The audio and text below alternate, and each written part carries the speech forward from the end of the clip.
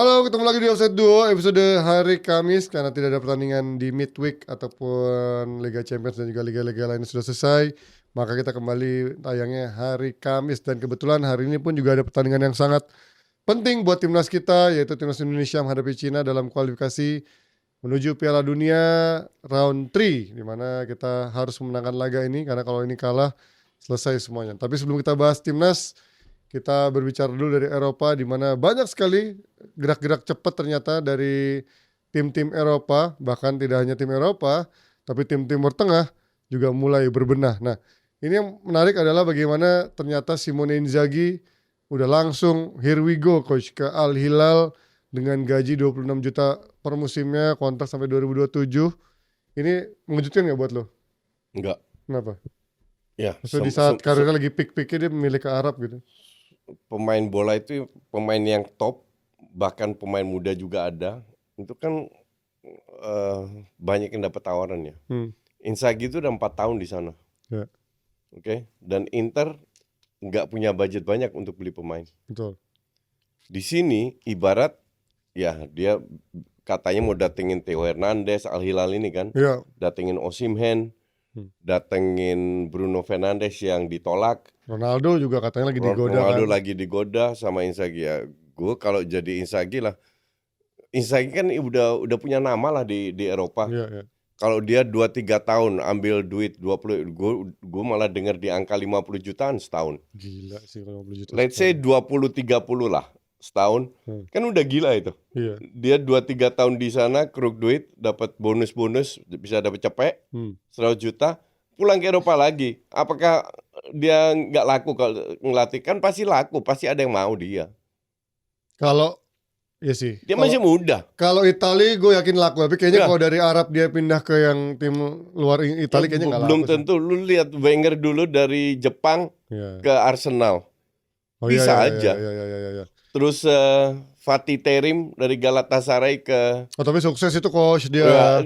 Kayak lu udah bawa Inter loh ke 2 kali ke final. Enggak, maksudnya kalau di Arab nyata dia juga nggak berprestasi kan, justru menurut gue ini ngejatuhin karir dia dong, untuk dia mau naikin karirnya lagi. Sama kayak Mancini dipecat di Arab. Habis lah sekarang karirnya. Nggak habis. Lu lihat aja dikit lagi dapat klub besar. Mungkin ke Inter. Ya udah pernah Inter 2 kali anjir, ngapain? Ya mungkin ke Inter lagi. Mancini lagi. Kemana? Percaya gue Mancini nggak habis. Menurut gue sih, ya kalaupun di Italia menurut gue masih bisa. Tapi kalau dia untuk naik lagi dari Italia, menurut gue udah gak bisa ke kan Spanyol. Kan bisa dari Italia dulu, Inggris, terus ke Spanyol. Iya, makanya menurut gue itu. Dia gak, kalau ini menurut gue kalau dia masih di Inter, chance dia untuk naik ke yang lebih tinggi lagi masih bisa. Ke Premier League ataupun ke 3 La Liga. tahun lagi masih bisa. Emang dia umur berapa sih? Masih muda dia. Makanya. Mau 50. Maka dari umurnya. Itu, emang ilmu lu hilang? Kan enggak. Ya, tapi kan beda dengan pemain. Taste orang ngelihat pelatih yang udah bermain di Arab tuh rasanya menurut gue menurunkan derajat sih. Enggak, gue nggak setuju kalau itu. Ya Pioli berarti masih laku dong abis itu. Masih di Itali. Iya di Itali kan. Ya ujungnya lihat aja ntar ke Inter jangan yang pilih. Ya ini mah sama kayak kita ngomongin ini sama Allardyce. Iya. Mau dia hiatus lama dia balik ke Inggris juga pasti akan. Itali kan ujungnya begitu. Ya muter-muter situ-situ. Muter-muter Allegri bisa ke Milan, nggak habis pikir gue. Tapi kalau gue melihatnya ini kayak kan udah ada isu-isu ya katanya, oh jangan-jangan ini udah ada pembicaraan dari sebelum final, makanya di kepalanya udah mulai goyang segala macam ya. Gue bilang gue gak peduli, cuman menurut gue yang menarik adalah kenapa dia secepat itu memutuskan cabut. Di luar uang, menurut gue mungkin itu karena yang lo bilang keterbatasan, mungkin dia jenuh, nggak mungkin untuk memaksakan skuad seperti ini terus-terusan, sementara dituntut prestasi lebih bermain di Eropa dan lain-lain. Kedua, ya mungkin di satu sisi juga gue lihat dari POV terakhir 1 bulan terakhir memang mainnya jelek kan. Inter maksudnya secara hasil menurun tuh, di Copa kalah, di Serie A juga kalah, sampai terakhir akhirnya di final dibantai. Mungkin itu juga dari POV dari manajemen melihat Inzaghi ternyata ketika di level tertinggi seperti ini malah justru satu persatu jatuh semua nih, di Copa kalah, di Serie A kalah, dan juga terakhir dibantai Liga Champions. Ya masuk akal dan gue setuju udah 4 tahun. Jadi ya menurut gue ini ya mungkin mutual juga, ketika tim manajemen mungkin merasa ini butuh refreshment di saat mungkin ini pelatih. Refreshmentnya kan nggak bisa pemain bintang, dia harus mulai kerja keras lagi dari nol, mulai dari itu. Sementara kalau nggak juara dihajar lagi. Ya justru makanya dia butuh. Gue mending cari duit. Gue 3 tahun doang cari duit cukup. makanya mungkin ya manajemen mikir udah gue cari pelatih yang juga nggak banyak nuntut gitu, karena Inzaghi kan udah 4 tahun pasti gue pengen minta ini minta itu gitu kan. Kemarin gue udah survive dengan begini, sekarang gue pengen next level, ternyata mungkin nggak dikasih sama fans Inter, sama manajemen Inter. Ya nanti pasti sooner or later bakal kekuak nih. Apa alasan memang Inzaghi cabut? Apakah memang dari dianya memang udah make up his mind untuk cabut ke Arab, atau memang dari manajemen Internya ternyata memang ada kekecewaan juga, atau memang dari kedua-duanya ada perbedaan visi akhirnya berhenti di tengah jalan seperti ini. Dan yang penggantinya itu Cesc Fabregas sama De Zerbi, coach. Menurut lo gimana potensi dua nama ini yang paling oke siapa buat Inter menurut lo? Dua-dua oke. Cuman Cesc Fabregas kan belum benar-benar terbukti. Masih terlalu bawa kencur lah menurut gue kalau buat Inter ya. Tapi De Zerbi kan udah, ya untuk gue sih udah terbukti. De Zerbi udah punya jam terbang. Cuman lu nggak bisa meremehkan Fabregas juga. Apa yang dia lakukan di Como kan juga luar biasa. Iya. Dan dia punya nama. Ya dua-dua oke kalau gue bilang. Asal jangan Pioli aja masuk atau Mazzarri yang ujungnya digilir itu aja pelatihnya. Kalau Cesc sih menurut gue masih terlalu hijau ya. Mungkin secara pemain namanya emang besar banget, tapi menurut gue secara karir Pep mulai juga langsung sextuple. Ya, tapi timnya langsung lagi gila-gilaannya coach. Iya. Dia nggak gila-gilanya sih, tapi dia tinggal tambah sulam dikit udah ada lah mayoritas itu. Cuman Cesc membuktikan juga di Como bahwa dengan pemain yang nggak bagus atau pemain nggak apa, dia bisa ramu. Karena ini kan mungkin mirip ke Arteta juga, bahkan Arteta belum pernah ngelatih kan. Gue takutnya ketika justru buat Cesc sendiri, kalau dia di Inter gagal, menurut gue bakal menjatuhkan karirnya. Itu risiko yang dia ambil, tapi juga bisa sukses. Pasti ada pertimbangan kan. Karena banyak kan kayak Mota kemarin gagal. Yang dijanjiin apa? Asumsi dijanjiin, oke, gue kasih lu 2 tahun. Habis itu lu boleh incar jadi juara. Siapa tahu tahun pertama dia udah jadi juara. Kan langsung naik. Emang semua itu ada risikonya. Risikonya besar. Ya kan dulu nama besar kita lihat Gerrard, Lampard. Di Lampard di derby makanya bagus, Gerrard di Rangers tidak terkalahkan, tapi begitu melatih tim besar berantakan, akhirnya langsung hancur kan karirnya. Nah gue sih berharap sih kayaknya Inter harusnya lebih cari yang lebih pengalaman dulu lah, kayak De Zerbi lah mungkin lebih, karena ini juga mungkin buat De Zerbi pembuktian, karena kan dia sudah dari Itali melalang buana keluar, akhirnya ke Inggris juga, terus cabut lagi dari Inggris. Nah sekarang waktu lu balik ke Itali, buktiin lu bisa nggak ngelatih tim papan atas, bukan lagi sekedar ngelatih tim papan tengah atau papan bawah yang bisa survive atau bisa main bagus tapi nggak ada hasilnya. Nah sekarang tantangannya buat De Zerbi buat ngelatih tim besar Inter, yaitu meraih prestasi di level tertinggi. Tapi ya kalau emang ternyata Cesc juga nyata yang lebih dekat ke Cesc, ya mungkin ini pertimbangannya lebih ke budget sih, karena De Zerbi setahu gue udah mulai ada demandingnya juga ketika dia melatih di tim kemarin di Marseille kan, ngelatih Marseille kan. Nah kalau Cesc mungkin nggak akan punya banyak suara untuk bisa minta pemain ini, minta pemain itu, karena mungkin Marotta akan lebih kuat daripada Cesc Fabregas di sana. Sementara dari Inter kita lihat nanti perkembangan seperti apa, pelatih barunya siapa, karena dia harus cepat-cepat cari pelatih menuju Piala Dunia antar klub. Seharusnya sih udah ada pelatih baru, nggak mungkin dia pakai pelatih interim lah sambil di Piala Dunia antar klub itu. Kita pindah ke ngomongin Al Hilal juga. Ini ada Bruno Fernandes yang ternyata confirm membantah atau menolak tawaran langsung dari Presiden Al Hilal, dan dia masih ingin bermain di level tertinggi. Menurut lo siapa yang rugi di sini, coach? Apakah Bruno-nya? MU. Apakah MU-nya? MU. Hilang 100 juta. Sama beban gaji. Bruno juga rugi, lu buang setahun lagi di klub rank 15 ini. Gue kaget sih, ini lumayan kaget. Gue juga kaget. Feeling gue dia akan pindah. Iya, gue juga. Kalaupun mungkin kalau bukan Al Hilal mungkin Madrid gitu, cuma Madrid kayaknya nggak terlalu tertarik buat datengin dia. Kalau Madrid main 3-4-3 nggak butuh dia. Tapi kalau Madrid main 4-3-3 butuh dia. Ya, pasti satu sisi ini pasti diapresiasi banyak fans sama MU yang memang bilang wah ternyata kecintaannya sama MU segitunya, terlepas dari peringkat 15, nggak main di Eropa. Tapi ya justru gue pengen tahu ketika Bruno emang nggak ada, apakah MU bisa bermain lebih baik apa enggak? Apakah memang sekarang terlalu Bruno sentris? Jadi akhirnya kelihatan banget ketergantungan sama Bruno. Tapi ya we'll see, dengan ada pemain-pemain baru mungkin juga Bruno bisa kembali lebih bebannya berkurang, karena mungkin ada pemain-pemain baru kayak Jonah datang ataupun nanti pemain-pemain lain yang datang. Karena kan Sancho nih juga balik coach. Chelsea akhirnya nggak ada kata sepakat untuk gajinya diturunin. Nah akhirnya dibayar denda 5 juta doang. Ya gitu kan. Chelsea pinter. Yang bikin gue bingung kok lu mau udah ada kontrak denda 5 juta, lu kan cuman loan. Iya. Ngapain lu bayar denda? Loan itu kan biasanya ini pertama kali gue dengar pemain yang nggak mau lu harus bayar denda. Karena ini setahu gue dia ada klausul option to buy-nya coach. Option to buy. Iya. Option to buy itu bisa yes or no. Iya. Ya, tapi Dan ditambahin. kok Chelsea mau kalau lu tolong bayar 5 juta, gue sih nggak mau. Ditambahin sama MU kan. Wah, kan dia pasti bayar sebagian dari gajinya juga dong. Iya. Kan meringankan MU juga. Iya. Ya, good luck aja MU sama Sancho. Ini jadi beban lagi nih buat MU nih. Apakah memang? Gue rasa Amorim nggak mau Sancho. Tapi kalau suruh Sancho sama Garnacho nih gimana? Dua-dua enggak. Ya kan nggak mungkin dong. Karena kan akan out. Iya kayaknya belum ada tawaran sih kayaknya. Iya lah, nggak ada yang mau lah pemain kayak gitu. Makanya kan nih maksudnya bebannya banyak. Kalau Sancho Ya suruh main di tim kedua kalau nggak keluar. masih lebih mahal lagi nih gajinya. Enggak, 250. Gue sih kalau jadi Amorim, kalau Sancho sama Garnacho nggak mau keluar, mereka nggak usah kayak dulu Winston Bogarde di Chelsea. Lu latihan doang. Dibekuin ya. Iya, gitu aja. Tapi kayaknya gue Pasti mau keluar mereka. Garnacho kemarin masih dimainin di pramusim. Menurut gue kayaknya masih dapat kesempatan. Kalau Sancho gue nggak yakin sih karena dari sisi atas kerjanya gue nggak ngerasa Sancho bisa keep up dengan cara Tahun mainnya. depan itu Piala Dunia, Sancho sama Garnacho pasti pengen masuk squad. Iya. Jadi dia pilih tim di mana dia bisa bermain tiap minggu. Ya berarti kan harus nyari tim yang lebih papan bawah kan? Yang tim Iya, Inggris papan yang. tengah lah. Ya. Ya tapi Kalau gue jadi dia ya gue turunin gaji tapi kontrak setahun doang. Tapi rasanya gue nggak yakin sih dia mau nurunin gaji sih. Tinggal ya ini siapa yang mau bayar dia nih kalau emang nyata. Gak ada yang mau bayar nih. Misalkan Spurs gitu atau. Spurs lagi, Levy lagi. Iya kan pelit juga ya dia.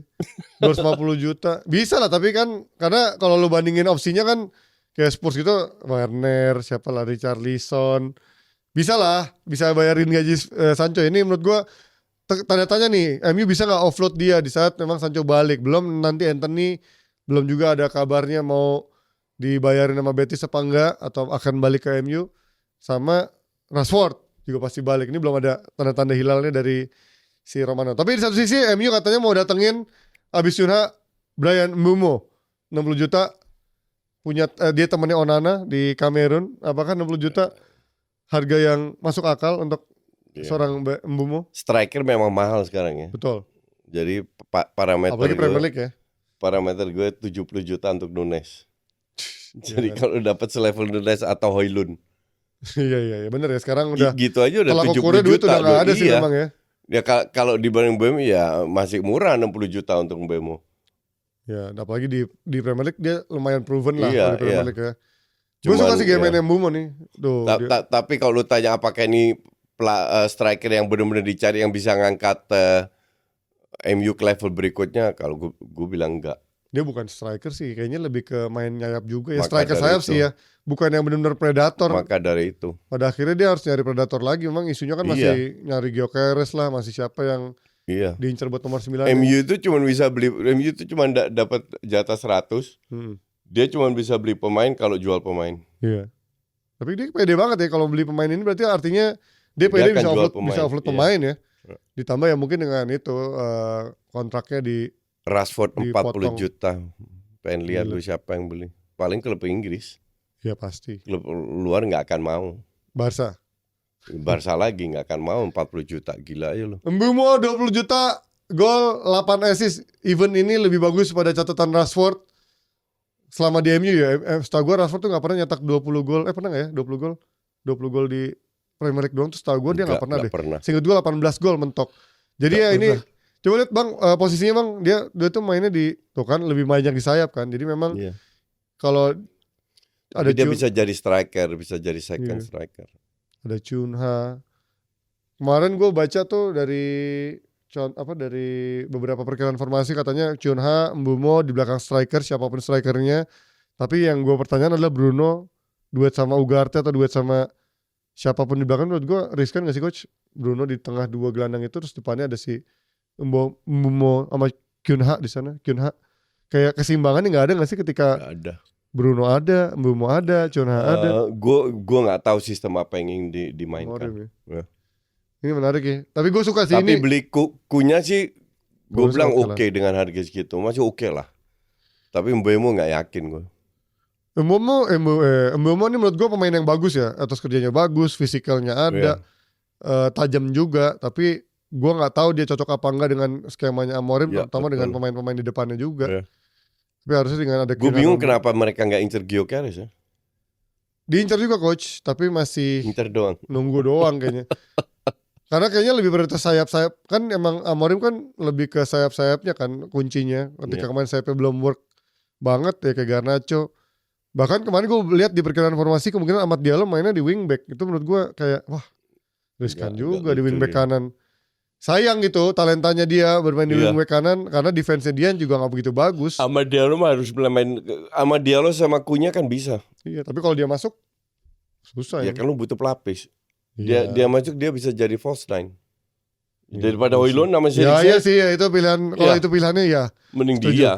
Ini pembelian yang menarik 60 juta menurut gua kalau ditanya mahal apa enggak ya memang pemain Premier League sekarang segitu jadi ya Gak, ini kan ekspektasi sangat sebenarnya. komplain ya. Lu berharap dia juga cetak 20 gol di MU? I don't think so. Enggak, karena beda cara apa Timnya timnya beda, beda. pressure-nya beda. Betul. Dan ibaratnya di Brentford kan memang dia menjadi ikonnya gitu kan. Bola banyak ke dia sama si Wisa itu. Betul, Sementara di MU ntar ujungnya ke Bruno lagi, ke mana dulu. Semua. Susah juga. Oke, dari Mbeumo dan kawan-kawan sedikit aja Theo Hernandez ke Al Hilal ini juga menurut gue kayak stupid sih. Tapi ya kalau soal duit, ya gue nggak bisa bilang itu stupid juga karena duitnya gede banget 30 bayar cuma 30 juta. Gaji apa belum tahu ya. Oh gaji belum. Jadi 30 juta Milan dengan Al Hilal ditambah 5 juta add-ons. Ini sebenarnya nggak begitu mahal. Gak mahal itu. Tapi buat Theo nih gue penasaran nih apakah memang dia pengen ke Al Hilal kecuali tawarannya gede banget karena menurut gue Theo sekarang lagi ada di peak sebagai pemain individualnya. Harusnya dia dibeli tim besar yang bisa menunjukkan kapasitasnya. Kalau dia ke Al Hilal menurut gue selesai karirnya udah. Terus dari Escugo, sebentar dari Milan coach si Mike Maignan. Ke Chelsea. Chelsea tuh punya banyak kiper buat apa ya? Gue gak ngerti nih. Jelek semua Dia juga. punya si siapa? Petrovic, siapa namanya? Ya, Petrovic ya? sebagian paling dijual atau di loan. Petrovic, terus si Sanchez. Siapa lagi yang si ada orang Jerman nggak usah atau Denmark loh. Siapa ya? Pokoknya ada 4 dia kipernya. Kalau Kepa udah bukan punya dia kan? Bukan. Kepa bukan punya dia. Terus set banyak banget ya dia kipernya. Coba lihat kipernya. Philip Jorgensen. Kok Petrovic sih? Botinelli ya kiper. Udah sisanya. Ada lagi yang balik dari pinjaman tapi ya nggak kelihatan di sini. Enggak, gue rasa pembelian bagus dari Chelsea. Salah satu kekurangan Chelsea ya kiper. Jadi Chelsea in this case cukup smart beli dia. Karena Chelsea bahkan kalau seandainya Arsenal yang beli gue happy aja. Menyon ya. Yeah. Chelsea itu Milan itu minta 30 juta karena kontraknya Menyon sampai 2026 which is cuma 1 tahun lagi. Jadi Chelsea merasa 10 juta aja cukup. Tai lah 10 juta. Tai banget beli kiper 10 juta mana ada sih sekelas Menyon. Nah kalau Barella dibeli 32 juta ya, gimana iya lainnya? Cuman anjing banget sih. Emang Chelsea mendadak medit banget mau beli Menyon 10 juta ya. Ngerti sih. Gaji kontraknya cuma tinggal setahun lagi. Tapi ya lu lihatlah contohnya. MU aja beli pemain dari Chelsea Mason Mount 50 juta kontraknya tinggal setahun lagi. Masa lo nawar kiper lumayan jago cuman 10 juta. Sementara Modric coach ini juga menarik. Mau ke AC Milan. Wah KDB ke Napoli, ada Luka Modric kemungkinan ke Milan. Ini gimana menurut lo? Itu kan potensinya menarik apa enggak? Yang pengen kan si Dirteknya. Ya. Modric masih bisa sih. Cuman mereka jangan punya harapan kalau Modric sekarang sama dengan 5 tahun yang lalu. Udah turun. Dari segala segi turun. Apa yang dicari sama Modric ya? Gue pikir dia kayaknya masih pengen bermain level tertinggi ya. Gue pikir dia akan bermain di Arab Italia masih bisa lah. Inter Miami. Dia gak mau ke Arab feeling gue. Iya, dia kayaknya masih. Tapi dia ada 40 gila. Iya makanya gila nih orang nih. Nah sementara kehilangan Tijani Reinders. Ini pemain menurut gue penting buat AC Milan. Ini berapa ya dia transfernya gak tahu ya? Belum ketahuan. 40-an, 40-45. Tijani Reinders ini gila sih. Menurut lo nih City tuh dapetin Gianni Reinders, terus dapetin Ryan At-Nouri sama kemungkinan Cherki. Cherki yang 2 udah on the way, Ryan sama si Cherki nih. Kalau Gianni Reinders udah fix lah, udah here we go. Menurut lo apa perubahan dari policy transfer City kok belakangan nyari Asia sama Timur Tengah, coach? Omar Marmush, si Abdul Qadir. Karena murah. Siapa? 70 juta. 70 juta. Oke lah. Enggak. Apa yang lu harapkan dari Gianni Reinders? Kalau lu berharap dia cetak gol banyak, forget it. Kalau lu berharap dia bisa kasih crossing kayak Kevin De Bruyne, lupakan itu. Tapi dia bisa jadi box to box. Iya, box to box yang bisa nyetak gol sih. Box to box yang bisa cetak gol itu oke. Kalau worth it 70, gue nggak tahu lah. Gue bilang sih agak mahal. Ya kalau Fred aja 60 mah, ya dia 70 sih menurut gue worth it lah. Apalagi masih parameternya kalau pemain MU ya semua worth it. Ya karena kan sekarang udah nggak ada tolak ukur harga ya menurut gue dengan kemarin itu udah rusak. 60, 70, 100 juta kayak Tapi udah. gue pengen lihat which is good untuk Reinders dan gue happy aja karena dia main di timnas Belanda kan. Iya. Kalau dia bisa lebih bagus mah gue happy aja. Ngeri juga ngebayangin ada. Semoga dia bawa adiknya. Ada main di City. Eliano. Reinders duet sama Rodri, belum sama siapa lagi ya? Belum ada ya, sisanya siapa? Bernardo Silva, Foden, terus Ryan At-Nouri di bek kiri. Satu lagi siapa tadi? Ryan Cherki. Apa mungkin ini ada brandingan Timur Tengah kali ya? Karena kita tahu milik City Timur Tengah, dia juga mencari global dari pasar dari Timur Tengah juga ya. Jadi. Market baru buat City. Market Asia juga dicari. Ya. Wah mantap juga nih. Jadi kalau ada produk-produk Syari bisa masuk ke City nih, banyak pemain yang bisa dipakai nih. Tapi dengan City pembelian seperti ini lo optimis coach musim depan dia balik sangar lagi? Reinders, Cherki, Ryan At-Nouri bisa balik kalau Pep rubah strateginya. Ganti berarti ya. Nggak bisa dengan yang sekarang-sekarang aja. Nggak bisa dengan sekarang.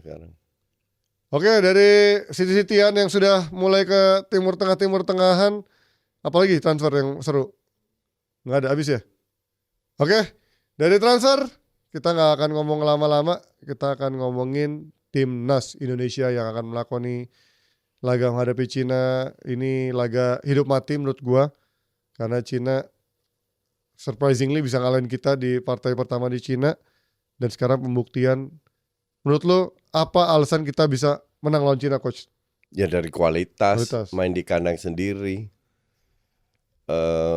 Sense of urgency-nya ada. Pemain udah tahu bahwa ini laga sangat penting. Ya. Hidup mati. Karena kalau kalah, feeling gue nggak lolos. Seri mungkin masih ada peluang sedikit lolos. Kita di peringkat keempat ya. Jadi kita lawan Jepang itu kan gue anggap calculated loss. Ya. Kalau mau dikunci, itu ya lawan China. Peringkat 3-4 ya, kunci ya. Semoga Jepangnya juga. Habis ini Indonesia ketemu Jepang, Australia ketemu Saudi, Bahrain ketemu China. Ya, ini kuncinya di Saudi Arabia sama Australia. Kalau ini hasilnya ya. Kuncinya karena kemarin Saudi ya. Yang penting Saudi jangan kalah aja. Karena kalau Saudi kalah tricky juga. Next match-nya ketemu Australia. Ya. Dan apalagi kalau Australia nggak menang lawan Jepang, mereka belum safe juga untuk langsung lolos. Karena kemarin sampai si Wamen apa tuh yang sampai bikin hitung-hitungan Indonesia 40% kemungkinan lolosnya. Enggak. Jadi 40% itu berdasarkan total itu berdasarkan total 1,3% lolos langsung, dan dia bilang 80% lolos ke round 4, 45. Round 45 dengan 30% itu ya. Kalau gue kan bilang 60-70%, dia bilang 80% lolos ke round berikutnya. 40%? Enggak, totalnya. Enggak, yang lolos ke putaran 45 itu 80% dia bilang. Itu menarik ya, sampai dia bikin hitungan kayak gini. Dan ya 80% ya, gue masih moderat, gue bilang 60-70%. Dan kita juga harus tergantung dengan hasil lain. Semoga juga ya ntar Saudi kalah, Bahrain juga kalah. Tapi nggak bisa Saudi Bahrain, kalau mau Bahrain ketemu Saudi gimana? Oh iya ya. Enggak yang terakhir maksudnya. Begitu kita. Oh yang terakhir. Enggak. Kalau Bahrain nggak menang lawan Saudi, kita menang lawan China, kita udah lolos. Lolos kemana? 35 kan? 45 kan? Tapi kalau misalkan untuk lolos langsung, chance-nya gimana? Australia harus kalah lawan Jepang. Nah, Australia kalah Jepang. Sri lawan Saudi, Bahrain. Australia Sri lawan Saudi, kita menang lawan Jepang, kita yang lolos. Oke. Tapi kalau misalkan Tapi Australia harus kalah dulu lawan Jepang. kalau misalnya let's say kita menang lawan Cina, terus Sri lawan Jepang, chance lolos langsungnya gimana? Bisa nggak? Kita Sri lawan China, Nggak, menang lawan Cina, Sri lawan Jepang. enggak. Tergantung Australia. Oke, berarti Australia harus kalah, Kalah tapi kita dua-duanya? head to head kalah lawan Australia. oh iya poinnya Kita kalau Sri lawan Jepang menang lawan China, poin kita 13. Ya. Australia sudah 13. Oh iya. Golnya lebih banyak. Oh iya, sisi Kita golnya kalah. 7. Kita nggak. Jadi Australia harus kalah lawan Jepang. Ya. Poinnya tetap 13 kan? Ya. Kita di 12 kan? Ya. Sri lawan Saudi match terakhir. Ya. Australia 14 kan? Ya. Kita menang. Kita 15. Berarti kita sering nggak mungkin ya untuk lolos Enggak. Australia karena head to Kita head kalau kalah ya. mau lolos langsung 2 kali menang. Kecuali dia Dengan berharap dia dibantai. besok match jam 6 Nah, Jepang menang lawan Australia. iya. Ya, kalaupun dibantai juga jauh banget itu bedanya selisih golnya 7 sama kita minus 6 ya. Berapa minusnya? Minus 6 jauh lah, emang susah sih berarti. Ya, kalau untuk lolos langsung berarti harus menang 2 kali. Sementara kalau menang sekali aja udah ngunci untuk lolos langsung lolos ke peringkat ke round 4 dan 5 ya. Tapi kalau kemarin berkaca dari pertandingan pertama coach, itu kan kita sangat bisa dibilang over confident lah. Menurut lo apa yang membuat Kita kemarin bukan hanya overconfident, squadnya dirombak 4 ya, posisi kan. apa yang membuat kemarin kita kalah total lawan Cina? Ya nggak kalah total sih, kalah 2-1. Nggak kalah total. Kita Ya, megang bola banget ya tapi karena Tom nggak main dari awal, ngaruh banget itu. sama 2 blunder individual sih ya. Iya. Memang akhirnya jadi kebobolan. Tom itu kalau Patrick Kluivert nanti bilang Tom nggak bisa main 90 menit, it's okay. Ya. Tapi dia harus main dari awal. Itu penting. Curi berapa gol dulu baru Tom diganti. Kayak lawan Bahrain. Kambuaya Yender masuk, oke aja kok. Iya. Iya kan? Begitu udah oke udah jalan skemanya, Iya. udah unggul. 2 gol, 3 gol, Gantian baru pemain. lu bisa ganti. Bukan lu masukin di babak kedua. Ya. Nah, sementara Cina juga akan datang dengan 3 pemain naturalisasi, yaitu si Jiang Guangcai yang memang ini merupakan Thias Browning ya, orang Inggris dulunya, terus juga si Serginho Brazil, dan juga siapa tadi satu lagi, Yang Wingyang ya, yang pemain diaspora Cina yang lahir di Swiss, main di klub Swiss dan baru juga dinaturalisasi jadi pemain timnas Cina. Tapi kalau ngelihat kemarin coach, kita kan waktu lawan Cina pertama tuh serangannya template banget coach, nggak bisa break the defense-nya. Ya itu nggak ada pemain kreatif. Variasi serangannya kurang. Betul, kan? nggak ada pemain kreatif. Dan lu sekarang punya Joy sama Tom yang langsung klop. Ya. Itu Joy bisa buka ruang buat Tom. Sama ini. Lu lihat berapa kali Tom kosong, Ya. crossing, golnya ke Marcelino yang itu kan gila crossingnya Tom. Nah, momen-momen kayak gitu harus di-create. Itu bisa dengan Tom dan dengan si Joy tinggal di depan ya, semoga Gacor bukan ya. Ole aja gacor, tapi 2 pemain di belakang juga gacor. Sama gue juga ngeliat jarang ya pemain-pemain kita ketika lagi buntu tuh coba nge-shoot dari luar kotak penalti tuh kayak jarang ya, kayak Tom Haye. Mungkin semoga nanti Ya lawan China kan dia Iya. shoot dari kotak walaupun golnya deflect, tapi ya is a goal.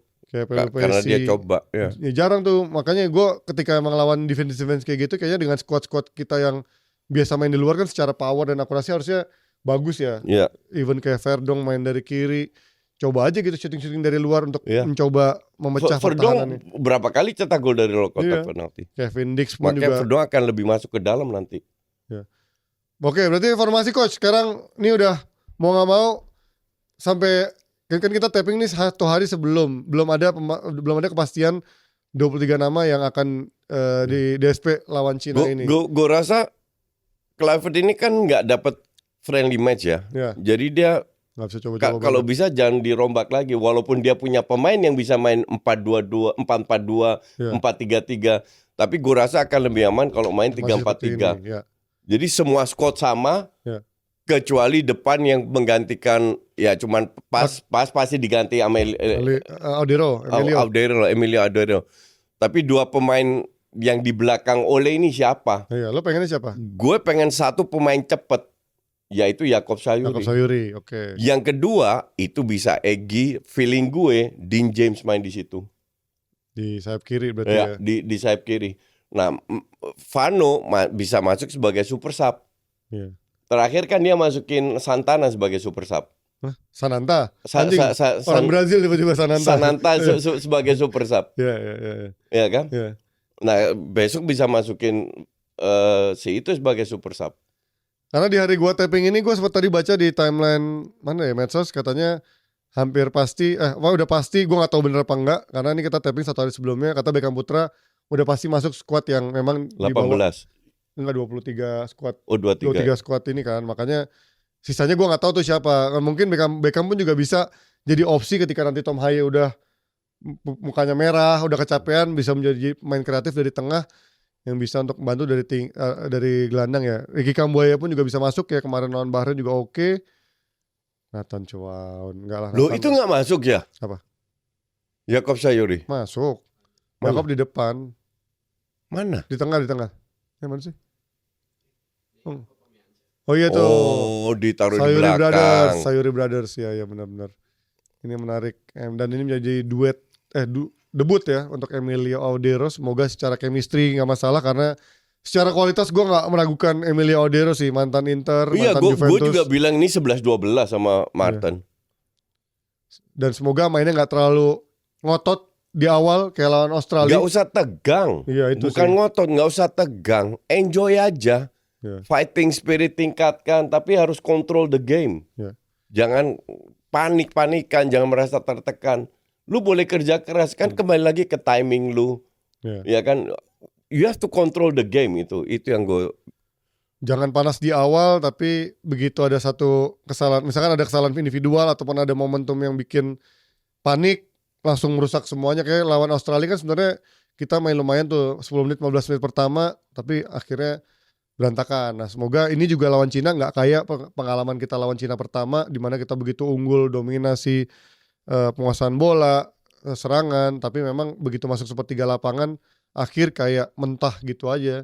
Jadi dengan skuad yang udah berbeda, banyak tambahan, harusnya sih kali ini gue yakin sih lawan Cina kita menang. Gue gak muluk-muluk coach menang banyak atau apa, mau 1-0 pun, mau 2-1 gue gak peduli, yang penting 3 poin buat kita ya. Exactly. 3 poin penting buat kita. Tapi gue harap jangan deg-degan lah. Iya. Unggul menang 2-3 gol lah, biar agak tenang. Oke, itu dia dari update kita terakhir. Gak akan banyak-banyak, kita dukung pastinya buat Timnas Indonesia dalam laga hidup mati menghadapi Cina Ya. untuk mewujudkan mimpi kita semakin dekat menuju Piala Dunia. Mungkin belum lewat jalur langsung, tapi minimal lolos dulu lah ke putaran 4 dan nanti putaran 5. Walaupun memang tuan rumahnya adalah Qatar dan Arab Saudi. Itu udah fix. Udah, kok bisa ya? Maksud gua kenapa nggak yang cari yang Gak netral habis pikir gue. yang udah fix kayak Iya. Korea, Iya, exactly. Jepang yang udah fix yang berat Asli udah gak habis lolos. pikir gue, bener-bener permainan Timur Tengah itu Ya, gila di namanya AFC itu. Ya AFC kan Timur Tengah semua bosnya kan. Gila bener. Udahlah. Tuh kan udah ngeri lah, emang nggak ngerti gue lagi Timur Tengah begini. Oke, itu dia, kita akan update pastinya untuk minggu depan dan semoga Timnas Indonesia menang. Sampai jumpa semuanya outsider. Bye bye, happy weekend.